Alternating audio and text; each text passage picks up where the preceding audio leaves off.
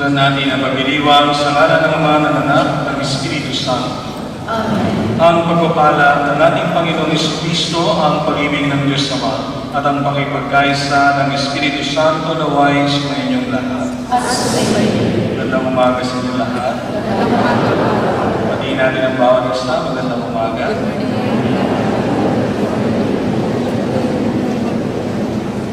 Ang umagang ito ay biyaya ng Diyos. Ang lahat ng ito ay pagpapala ng Diyos. Kaya nararapat naman tayong tumulog sa Panginoon sa pamamagitan ng pagsamba o ang magtulog sa hapag ng Panginoon upang makinig sa kanyang salita at higit sa lahat ng gabi ng kanyang banal na katawan. So umagang ito, ihahayag sa atin na mga pagbasa ang paggawa ng mabuti sa kapwa. So dapat natin balik-balikan ito. Pagkat minsan, nakakalimutan na natin ang gumawa ng mabuti sa kapwa alang-alang sa Panginoon.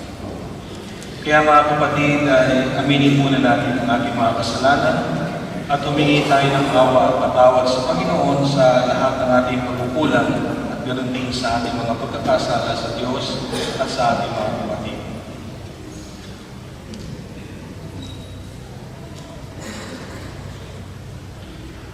Inaamin ko sa makapangyarihang Diyos na sa inyong mga nalaman ng kasala sa isip, sa likas, at sa ating pagkukulang. Kaya isinasama ko sa mga labirong Maria, sa lahat ng mga anghel at mga banal, at sa inyong mga kapatid na ako'y nalangin sa Panginoong ating Diyos.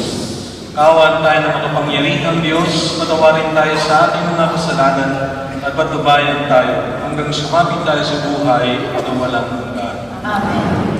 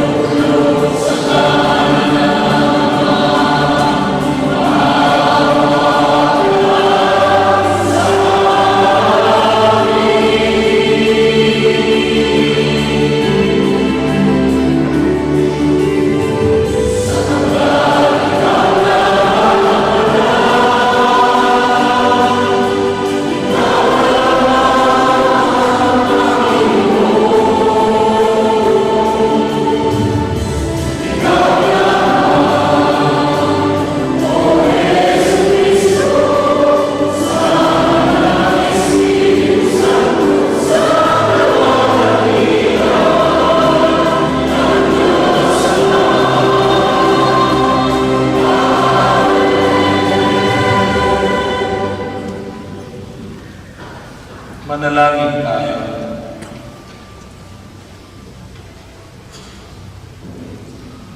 Ama namin makapangyarihan, kaming iyong mga kinugpok ay niloob mong maging mga anak sa liwanag mong kaloob. Huwag mong ipahintulot na katiwalian kami ay masok. Panatilihin mo kaming nagliliwanag sa iyong katapatang lubos na sumisikat sa pamamagitan ni Jesucristo, kasama ng Espiritu Santo magpasawalan hanggan. Amen.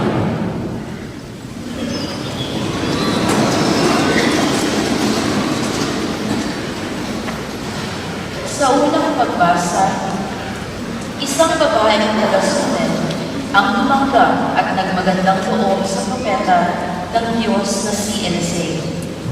Bilang gantimpala, ang babae ay binigyan ng isang anak.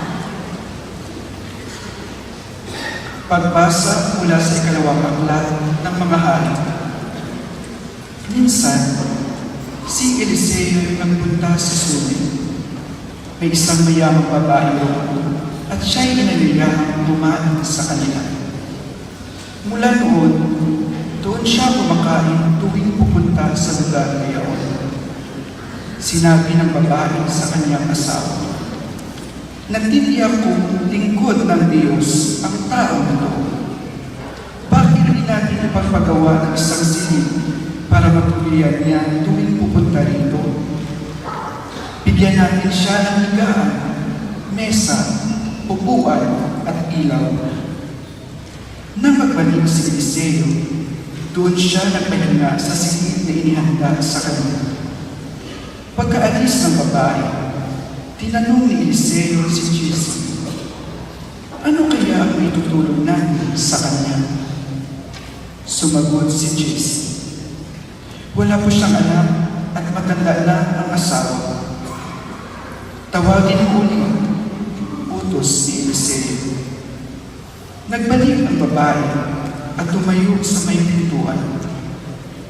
Sinabi sa kanya ni Eliseo, "Isang taon mula ngayon, ikaw ay magkakaanak." Ang salita ng Diyos. Salamat sa Diyos.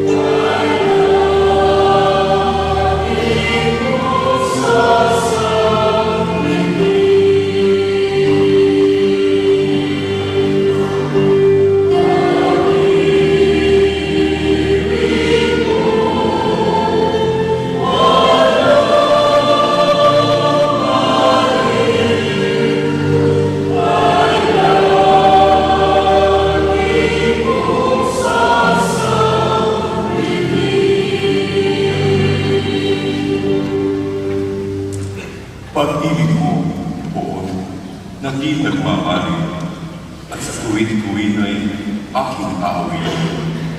Ang katapatan mo'y laging sasapitin, yaong pag-ibig mo'y walang katapusan.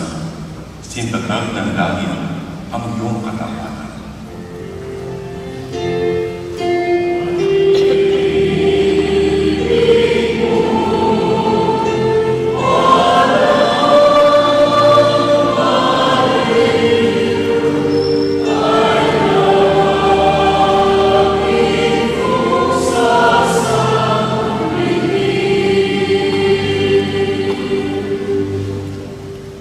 Mapalad ang taong sa iyo'y sumasamba. Sa pagsamba nila'y inaawitan ka. At sa pag-ibig mo'y namumuhay sila. Sa buong maghapon, ika'y pinupuri. Ang katarungan mo'y siyang sinasabi.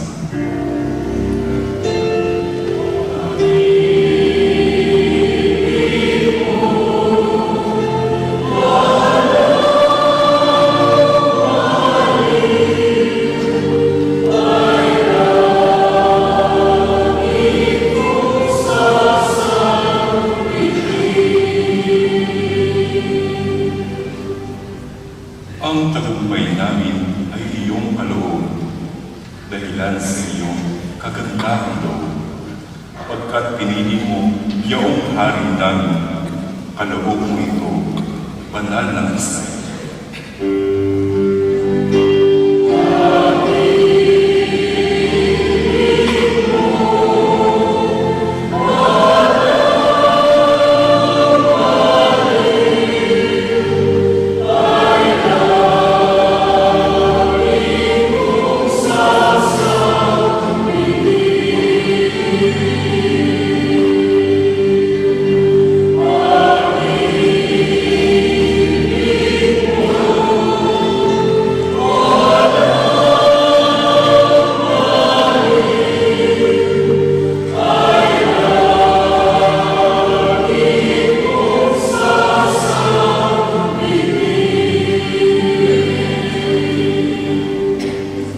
Sa ikalawang pagbasa, sinasabi ni Pablo sa mga Kristiyano na sa oras ng paglubog sa kanila sa tubig ng baptismo, sila ay namatay na sa kasalanan.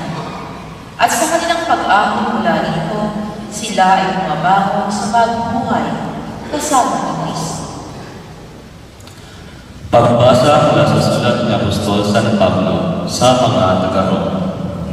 Mga kapatid, hindi ba ninyo naalala na tayong lahat ay nabinyagan kay Kristo Jesus, ay nabinyagan sa kanyang kamatayan?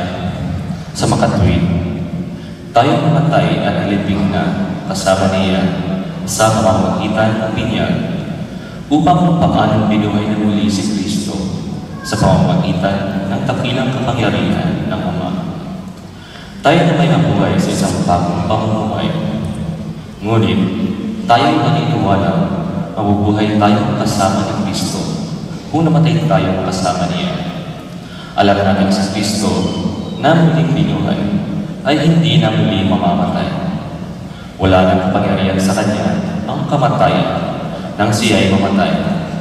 Namatay siya ng minsan para sa kasalanan at ang buhay niya ngayon ay para sa Diyos. Kaya dapat ninyong ibilang ang inyong sarili na patay na sa kasalanan. Tatapuan, buhay naman para sa Diyos sa inyong pagkikisa kay Kristo Jesus. Ang salita ng Diyos. Salamat sa Diyos.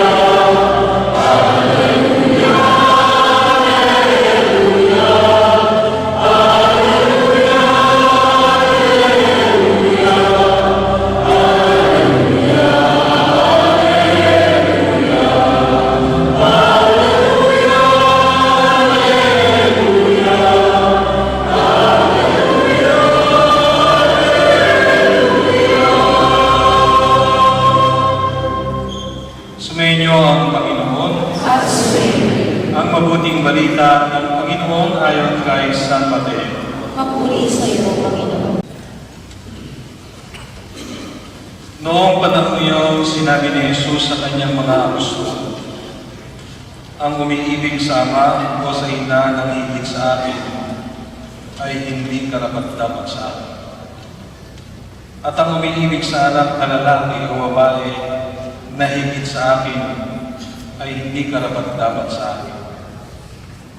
Ang hindi nagpapasa ng kanyang krus at sumusunod sa akin ay hindi karapat-dapat sa akin.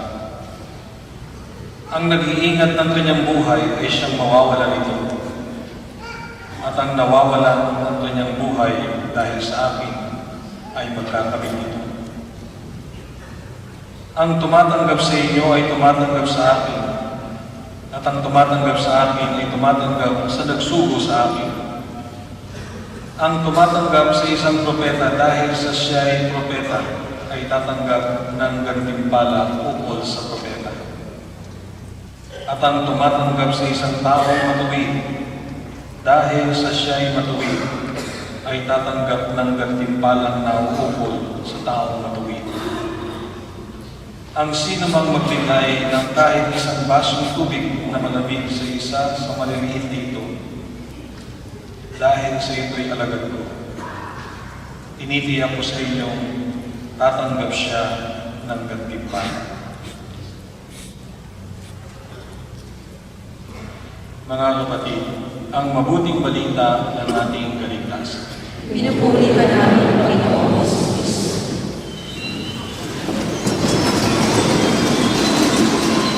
Magandang umaga sa inyo lahat. Hindi natin ang bawat isa. Magandang umaga.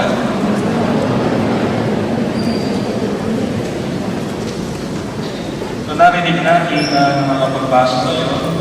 Narinig natin ang mga ebanghelyo. Ang unang pagbasa, ikalawang pagbasa.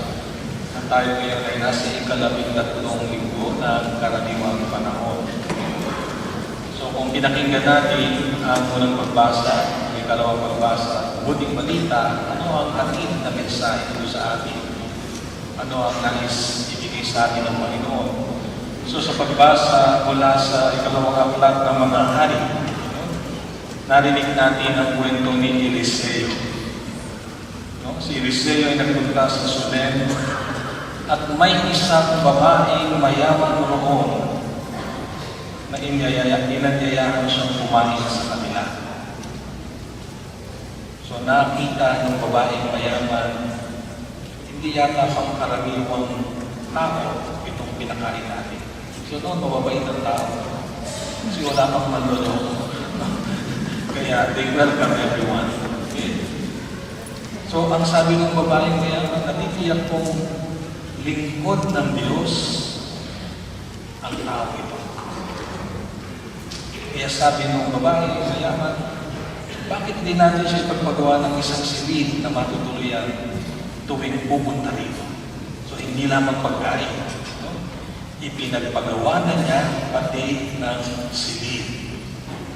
So tuwing dadaan siya dito at itigil, hindi lang siya kakain. Bibigyan natin siya ng isang silid. Sabi dito, higaan, mesa, upuan, at ilaw. Diba?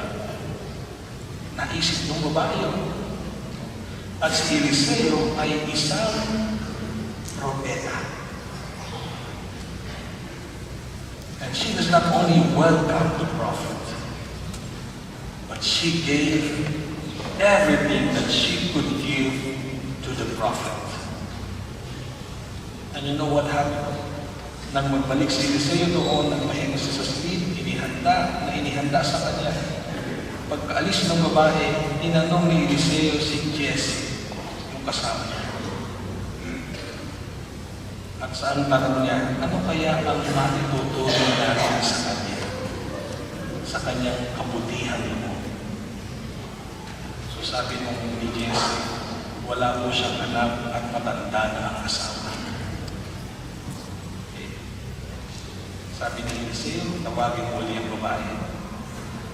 Sinabi ni Eliseo dun sa babae, 1 taon mula ngayon, ikaw ay magkakaanak. At nagkaanak na. Okay.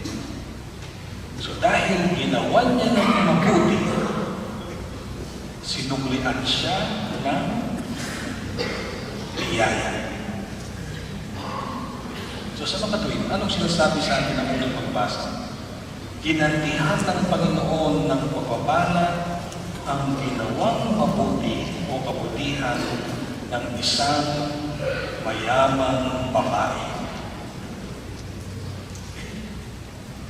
Kaya walang mayaman na hindi pwedeng tumanggap. Sapagkat kahit mayaman ka, natiniyak ko, may pangangailangan ka pa rin. At walang mahirap na hindi pwedeng magbigay. Meron kang ibibigay at maibibigay. So sa pagkatuwid, ang unang pagbasa ay nagbabanggit sa atin ng tinatawag na pagbibigay. tulad ng ginawa ng mayamang babae. So ikalawang pagbasa, narinig natin, no? Ito ay mula sa sulat ni Apostol San Pablo sa mga taga-Roma. Okay? At sinabi niya, hindi ba ninyo nalalaman na tayong lahat ay nabinyagan kay Kristo Jesus? No? Tayo ay nabinyagan din sa kanyang kamatayan. So lahat tayo dito ay binyagan. At itong paalala ni San Pablo sa atin, kung tayo ay bininyagan kay Kristo, tayo din ay bininyagan sa kamatayan ni Kristo. Kaya tayo ay mamamatay. Ngunit sa kamatayan ito, hindi lamang nanatili si Kristo sa kamatayan, siya ay muling nabuhay. At sa kanyang muling pagkabuhay, ang lahat ng nabinyagan at ganon din nanalig at nananampalataya sa kanya ay makikibahagi sa muling pagkabuhay ni Kristo. Sa pamamagitan ng dakilang kapangyarihan ng Ama, tayo na may mabubuhay sa isang bagong pamumuhay sa pamamagitan ni Kristo. Kaya sa ikalawang pagbasa, narinig natin paulit-ulit ang salitang kay Kristo, sapagkat tayo ay nalibing at mabubuhay na kasama ni Kristo. At dahil dito, alam natin na may katiyakan na ang lahat ng kabutihan na ginagawa para kay Kristo ay may gantimpala. Okay. So the key word in the second reading is Christ. Kay Kristo. Kaya tayo, tuwing tayo nagtitipon at nagkakasama-sama, we are celebrating in a Christ-centered celebration. Kaya nasa gitna ang altar, nasa gitna ang krus, ang larawan ni Kristo. Because this is a Christ-centered celebration. Yearning towards Christ and not to anyone else. So sa mabuting balita, ito ay mula sa aklat ni Mabuting Balita ayon kay San Mateo. Sinasabi ni Kristo sa kanyang mga alagad, may dalawang bahagi ang mabuting balita, ngunit tutuunan natin ng pansin ang ikalawang bahagi. Sapagkat sa unang bahagi, binabanggit dito sino ang karapat-dapat na sumunod kay Kristo. At ito ay patungkol sa kanyang mga apostol. So ang kausap niya ay ang mga apostol. At pag sinabing apostol, anong ginawa ng mga apostol na ito? So they decided personally to leave everything behind just to follow the Lord. Paano tinawag sila? Sumunod ka sa akin. Iniwanan nila lahat at sumunod kay Kristo. Kaya sinabi ni Kristo, sino ang karapat-dapat sa akin? Ang umiibig sa Ama o sa Ina na higit sa akin ay hindi karapat-dapat sa akin. So ibig sabihin, sinasabi niya sa mga apostol na iniwan ng lahat, God must be your priority. Dahil iniwanan mo na lahat. And you decided it voluntarily. And so that is why Jesus is reminding them na kapag ikaw ay sumunod sa akin, handa mong iwan ang lahat. And that is the first part of the gospel. And the second part of the gospel, ang sinabi dito, He was consoling the apostles. Anong sabi niya? Ang tumatanggap sa inyo ay tumatanggap sa akin. At ang tumatanggap sa akin ay tumatanggap sa nagsugo sa akin. Ang tumatanggap sa isang propeta dahil sa siya isang propeta ay tatanggap ng gantimpala ukol sa propeta. At ang tumatanggap ng isang taong matuwid dahil sa siya'y matuwid ay tumatanggap ng gantimpalang na ukol sa taong matuwid. Ang sino mang magbigay ng kahit isang basong tubig na malamig sa isa sa maliliit na ito dahil sa ito'y alagad ko. Binitiyak ko sa inyo. Tatanggap siya ng gantimpala. And so they will believe. Kapag iniwanan pala natin ang lahat, may tatanggap sa atin. At yung tumatanggap sa atin, wala man tayong maibigay, but they will receive reward from God. At doon, they were consoled by the word of our Lord Jesus Christ. Ngayon, kung titingnan natin, ano ang mensahe sa atin ng mga pagbasa ngayon? So, tingnan natin. Una, anong binabato? Ang paggawa ng mabuti. At ito ay pinakita sa atin ng propeta Eliseo. Nakita niya sa babae na dapat tayong gumawa ng mabuti. Ikalawa, sa ikalawang pagbasa, dapat natin gawin ang mabuti sa pangalan ni Jesus. Hindi sa pangalan natin. Kapag kung minsan gumagawa tayo ng mabuti just to uplift our own name. Okay? Gumagawa tayo ng mabuti sa kapwa natin because we wanted to be recognized. Okay? And once you are recognized already by the people, you are already paid. So ito yung ikalawang pagbasa. Gawin natin ang lahat ng bagay sa pangalan ng Panginoon. At ang mabuting balita ang tinutukoy sa atin. Kapag tayo ay gumawa ng mabuti sa pangalan ng Panginoon, what is the keyword in the gospel? Mayroon tayong gantimpala na tatanggapin sa Panginoon. And that completes the message of the Word. Gumawa ng mabuti sa pangalan ni Kristo. At sinasabi ko sa inyo, you will receive 100-fold blessing and reward from God. Okay? So, naunawaan ninyo. Isang taon na pag-aaral ito para pagtugtong-tugtungin ang tatlong ito. Mahirap, no? Pero ito, that summarizes the 13th Sunday of Ordinary Time. Now, kung titignan natin, ano ang hamon sa atin ng mga pagbasa ngayon? So, may hamon pa rin sa atin. Ang unang hamon sa atin, no, ay ang tinatawag na paggawa ng mabuti. Una, ang salitang mabuti.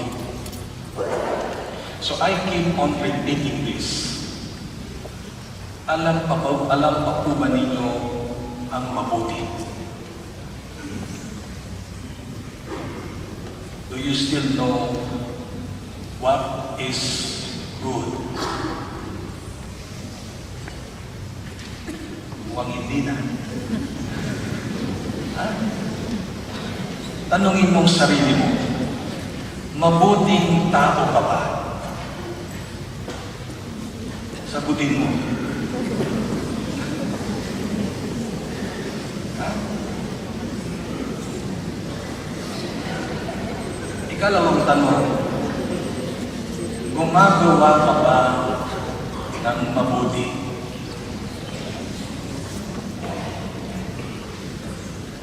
And you know what is happening in the world now?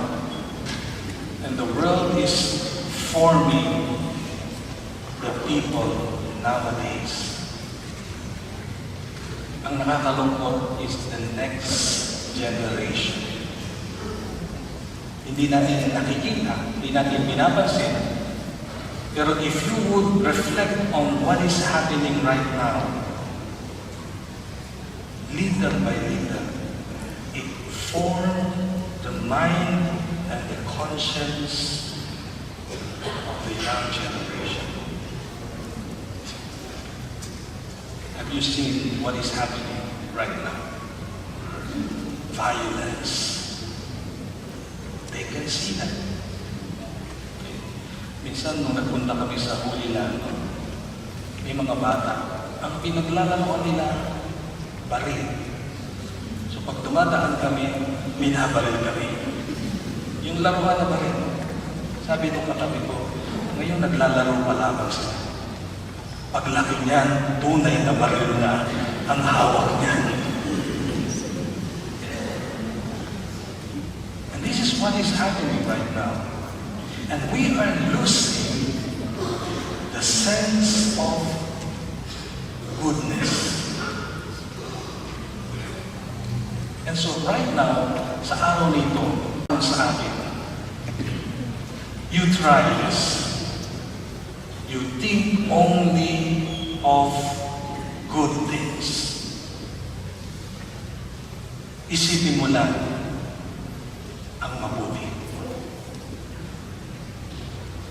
Pag nakita mo ang asawa mo, palitan mo ang isip mo, mabuti, mabuti, mabuti. Kapag nakita mo ang kaibigan mo, you think only of what is good. And every day, when you wake up in the morning, you think only of what is good. And that is gospel attitude. Because we learn goodness in the Lord. At bago natin matutunan yun, siya muna ang gumawa. At siya muna ang nagpakita sa atin ng kabutihan. So isipin natin dapat lagi ang mabuti sa sarili mo, sa Diyos, at sa kapwa mo. Di po ba? Halimbawa, sabi nga nila, merong bond paper, ito'y white, at lagyan mo ng tuldok na yung pentel tape. Anong nakikita niyo? Just imagine, puti ito. At may point na black. Anong nakikita niyo? So yung point lang, yung dot na black. But you don't see yung paligid na white. Bakit? Kasi kung minsan, ang nakikita lamang natin sa kapwa natin ay yung masama. Pero mayroong kabutihan ang tao na hindi natin tinitignan o ipinipikit natin ang mata natin na tingnan natin ang mabuti sa kapwa natin. Tingnan mo yung katabi mo. Mabuti yan. Bakit kayo tumawa? Hindi ba kapag-paniwala? Ha? Mabuting tao yan, whether you like it or not, tanggapin mo na. Mabuting tao yan. Because in the book of Genesis, when God created, He found everything that God created good. And so therefore, every one of us are good. Huwag niyong tingnan ang pangit sa akin. Tingnan ninyo ang mabuti sa kapwa. Kasi kung minsan yung pagkapangit lamang ang tinitingnan natin, wala ka na magagawa, pangit talaga yan. Pero tingnan mo, kahit pangit yan, may kabutihan yan. So anong pipiliin mo? Pangit o mabait? Both, Father. Ha? So, tingnan natin na tayo ay may kabutihan. Isipin natin ang mabuti lagi upang mabago ang pananaw natin sa ating Kristo. Ikalawa, hindi lamang dapat natin basta isipin. Ano yung pinakamahalaga? Gawin ang mabuti sa kapwa. Kapag sinabi mong isipin lang, kulang yun. what is pleasing to the Lord is that when you apply that goodness to others, kaya gawa ng mabuti, gumawa ng mabuti sa kapwa natin. Huwag lamang masama, huwag lamang basta kwentong chismis lamang. You do what is good, and you give what is good to others. And I will tell you, it will return to you. Di po ba? Sa science, there is this law of reciprocity. Alam niyo ibig sabihin ng law of reciprocity? Kapag binigyan ka ng pag-ibig, babalik sa'yo pag-ibig. Kapag binato ka ng bato, babalik sa'yo, babatusan sa'yo. Diba? So kung ano yung binigay mo, yan ang babalik sa'yo. Ngayon, kapag nagbigay ka ng kabutihan sa kapwa mo, anong babalik sa'yo? Pagsasamantalahan ka. Kahit pagsasamantalahan ka, at least you are doing what is right. And you are doing what is pleasing to the Lord. And that is doing good to others. And this is what Jesus did in His life. From the very first moment of His life until the end, and the peak of that is the giving up of His life on the cross. So kung ginawan ka ng masama, in the Christian attitude, gawan mo ng mabuti ang kapwa mo. Sapagkat kung gagawin natin ang mabuti, ito ay magiging kalugod-lugod sa Diyos. Mabuti, gumawa ng mabuti. Sapagkat kapag tayo ay gumawa ng mabuti, anong mangyayari? Tatanggap tayo ng reward, pagpapala sa Panginoon. Kaya kung minsan sabihin natin, Father, nagsasawa na po akong gumawa ng mabuti. Ha? Huwag kang magsawa sa paggawa ng mabuti. Ha? Sabi niya, parang wala namang nangyayari. Pero ipinangako ni Kristo, tinitiyak ko sa inyong tatanggap kayo ng gantimpala. Amen. Kaya huwag tayo magsasawa ng paggawa ng mabuti sapagkat may gantimpala na ibibigay ang Diyos sa atin. At ito ang ipinangako ni Kristo sa mabuting balita na narinig natin ngayon.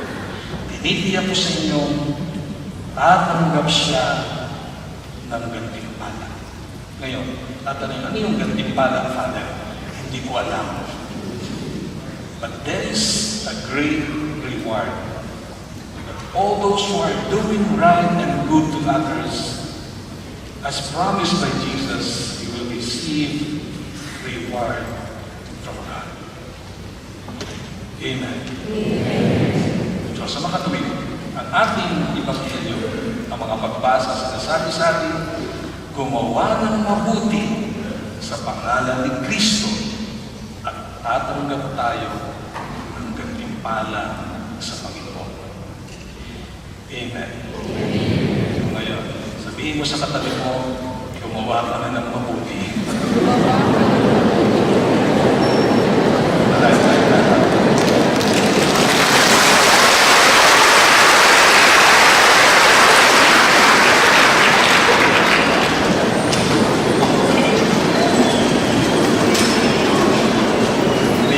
Ipahayag natin ang ating pananampalataya, sumasampalataya sa Diyos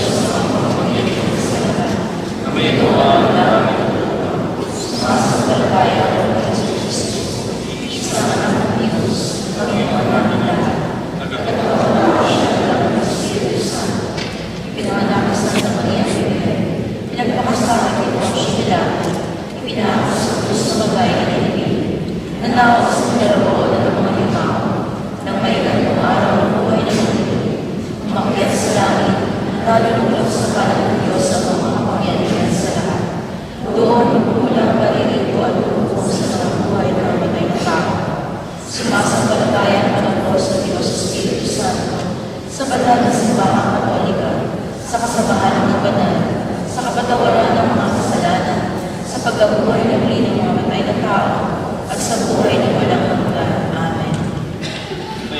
tayo manalangin sa ating Ama upang patuloy tayong lumago sa pananampalataya, paglito sa Kanya at sa ating kapwa.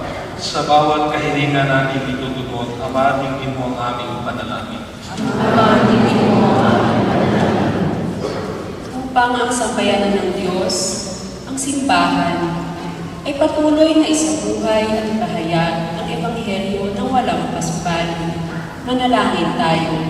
Ama, tingin mo ang aming panalangin. Upang ang lahat ng misyonero at tagapahayag ng salita ay makahanap ng mga tao bukas loob na tatanggap sa kanila. Manalangin tayo. Ama, tingin mo ang aming panalangin. Upang ang mga nagdurusa sa kawalan ng katarungan, karunghaan, karamdaman, at pagtatakwil ng lipunan ay makatagpo ng mga tao may mabubuting kalooban na tutulong sa kanila. Manalangin tayo. Ama, tingin mo ang aming panalangin. Upang maisabuhay namin ang biyaya ng baptismo, ang pagkamatay sa makasalanan naming mga hangarin, at mamuhay ng may pagmamahal, paggalang, at pagpapahalaga sa kapwa. Manalangin tayo. Ama, tingin mo ang aming panalangin. Upang ang mga manlalakbay ay makarating ng ligtas sa kanilang patutunguhan. Ang mga malapit ng pumanaw ay makatanggap ng pagkalinga, at ang mga yumauna ay patuloyin ng Panginoon sa kaniyang kaharian. Manalangin tayo. Ama, tingin mo ang aming panalangin. Pinalangin natin ang mga pansarili nating kahilingan. Ama namin mapagmahal, tingin mo ang aming mga kahilingan, hanguin mo kami sa pagkaligalig at di pagkakaunawaan. At punuin nawa kami sa pananampalataya at katatagan ng loob sa ngalan ni Kristong aming Panginoon. Amen.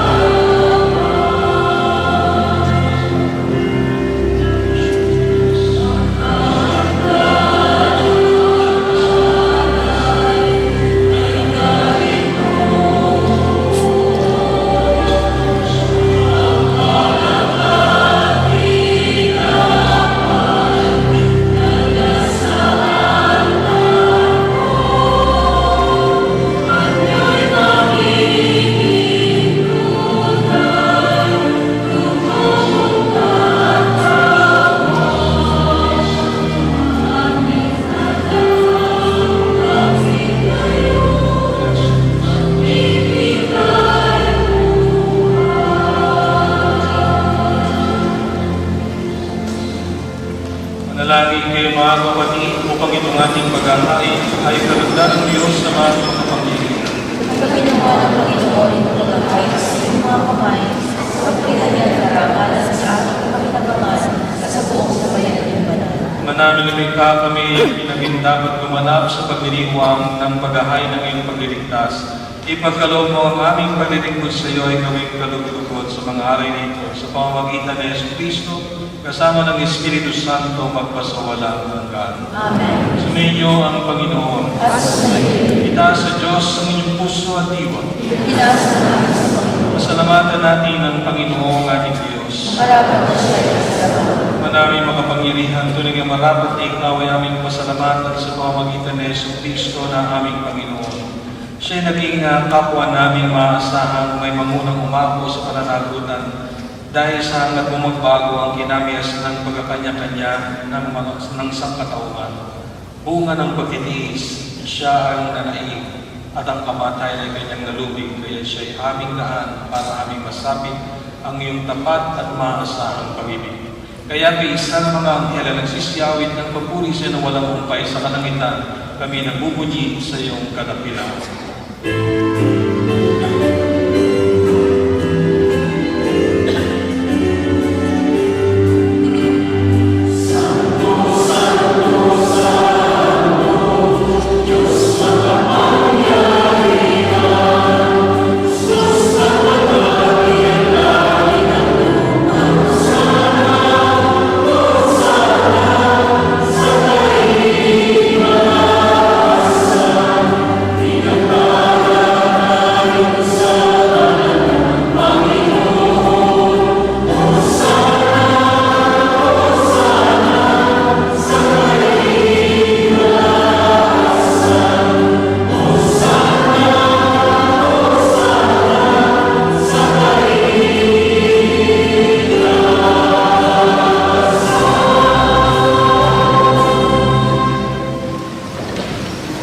Naming banal, ikaw ang bukalan ka ng kabanalan ng Diyos sa pamamagitan ng iyong Espiritu gayong banal na marakaloob ito upang para sa amin maging katawan at dugo ng aming Panginoong Yesu Cristo. Bago niya pinagtiis ang pusang loob na maging handog, hinawakan niya ang tinapay. Pinasalamatan niya. Pinaghati-hati. Iniyabot sa kanyang mga alagad at sinabi, tanggapin ninyong lahat ito at kanin. Ito ang aking katawan na ihahandog para sa inyo.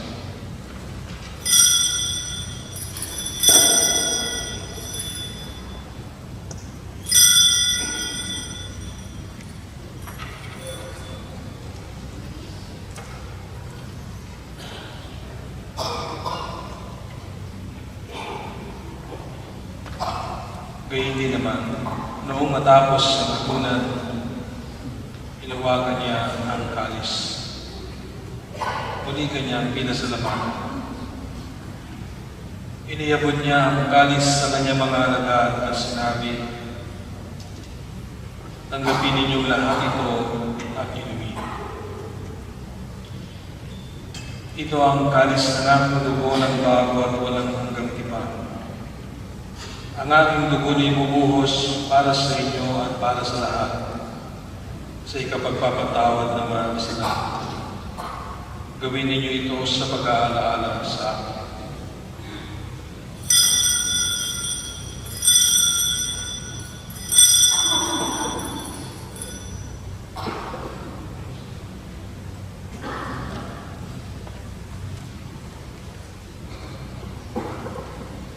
Ipagbunyi natin ang misteryo ng pananampalataya.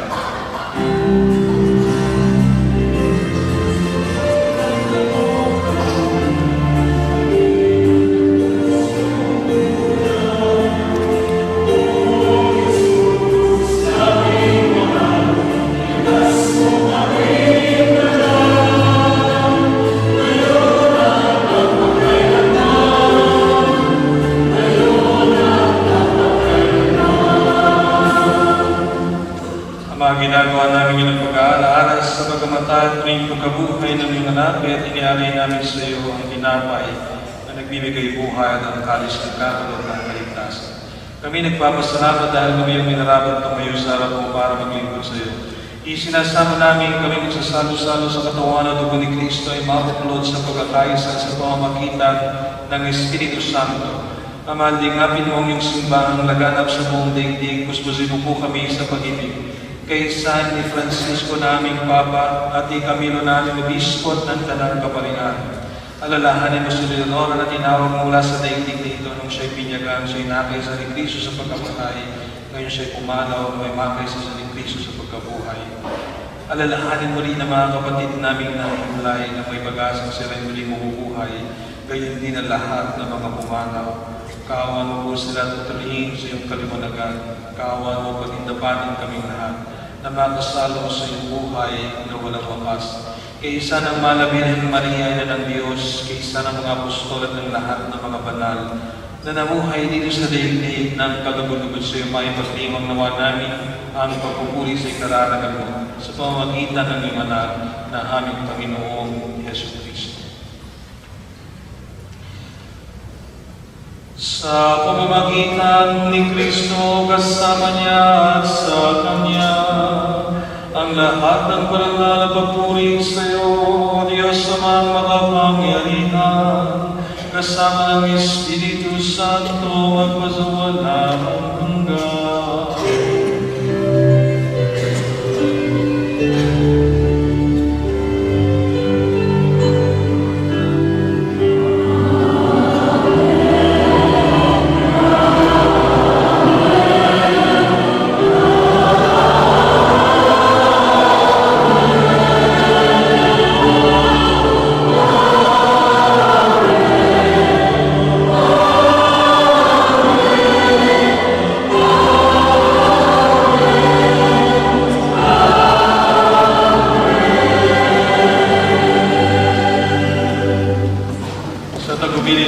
Gagaling ng Diyos sa Puro ni Jesus na Panginoon natin na Diyos, ipahayag natin ng lakas.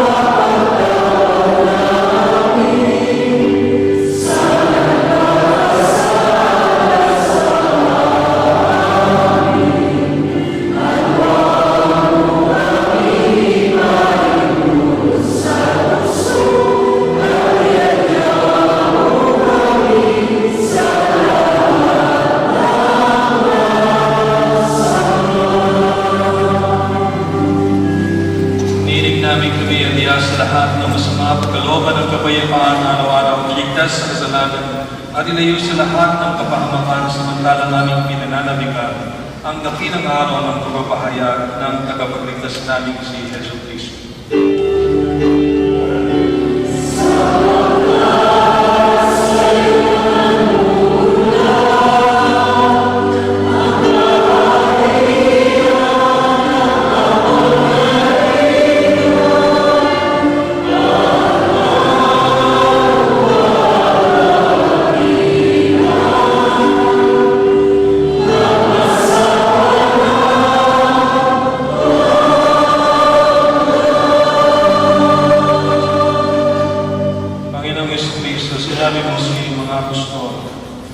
Kapayapaan ang iniiwan ko sa inyo, ang aking kapayapaan ang ibinibigay ko sa inyo. Tunghayan mo ang aming pananampalataya.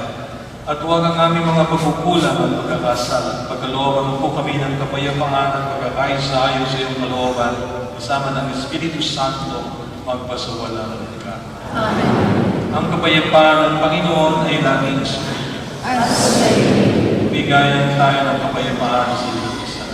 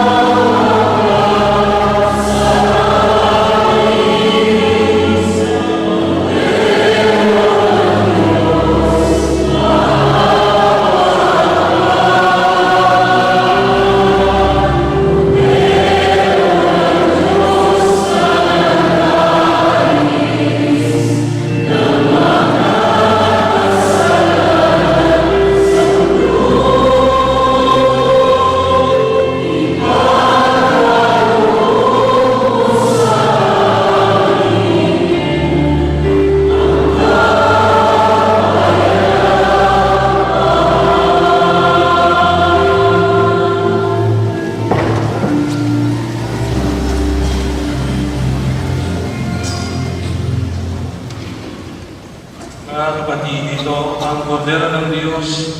Ito nag-alis ng mga kasalanan ng sanlibutan, mapalad ng mga hinayahan sa kanyang piling. Panginoon, hindi ako dapat na pagpupili sa iyo. Ngunit sa isang salita lamang ay gagawin na. Naway natin tayo ng katawanan ng ni Kristo hanggang sumami tayo sa buhay na walang hanggan. Amen.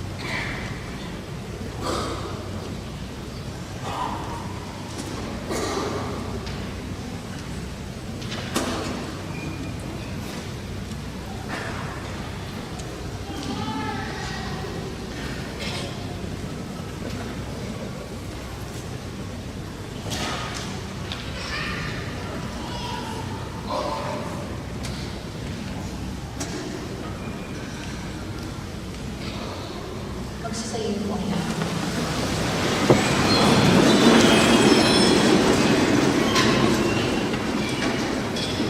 Manalangin tayo. Ama naming mapagmahal, buhayin nawa kami ng aming inihain at pinagsaluhan upang kaming pinagbuklod sa pag-ibig mo kailanman ay magkaroon ng bungang lagi naming maiaalay sa pamamagitan ni Yesu Cristo kasama ng Espiritu Santo magpasawalang hanggan. Amen. Magsilip ko na po ang lahat para sa church gospel. The next baptism seminar will be held on July 3, Monday, at 7:45 p.m. in the Sacraments Chapel. Parents who want to baptize their children need to attend the seminar together with the godparents. July 7 is the first Friday of the month.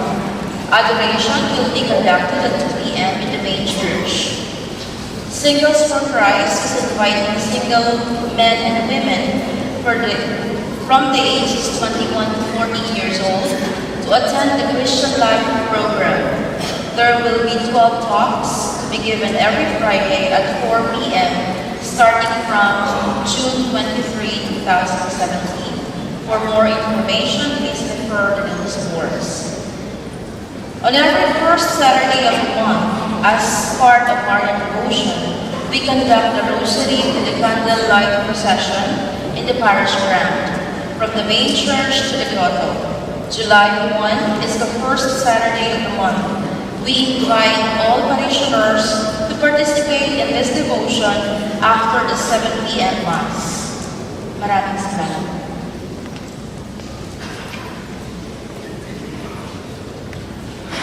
Nanyayaan kayo mga may birthday. Ito bless you.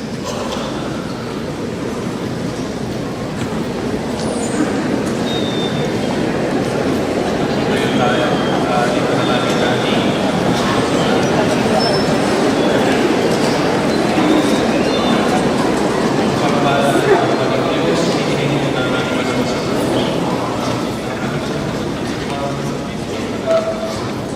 Naway pagpalain po sila at kalingain at bigyan ng katatagan at pagkas ng kanilang pagkuban at pagkalooban din ang lahat ng biyaya na pinakailangan at higit ang kanilang mga mahal sa buhay. Hinihiling namin ito sa pamamagitan ng Yesu Cristo ang aming Panginoon.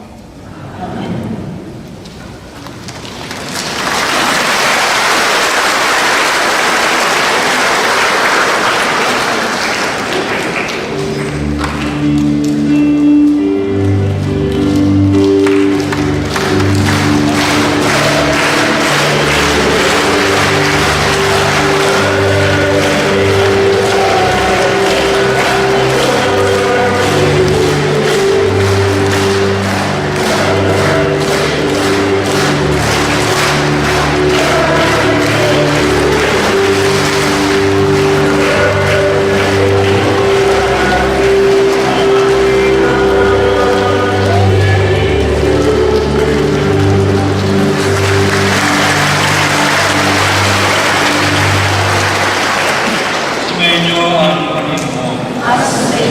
Suliko tayo samantalang iginagawa ng pagpapala. Ama namin mapagpala, ipagtanggol mo at paspasan ang mga paalip ng iyong angkan. Ipagkaloob mo ang kalusugan ng buong katauhan ang walang pag-iingkod at pagmamahalan at walang baliw na katapatan sa iyo. Sa pamamagitan ng Yesu Cristo kasama ng Espiritu Santo magpasawalang hanggan. Amen. At ang pagpapala ng makapangyarihang Diyos Ama, Anak, at Espiritu Santo ay manawag nawa at malagi sa inyo magpasawalang hanggan. Amen. Ang banal na misa ay ganap na humayo tayo sa pag-ibig ni Cristo. Salamat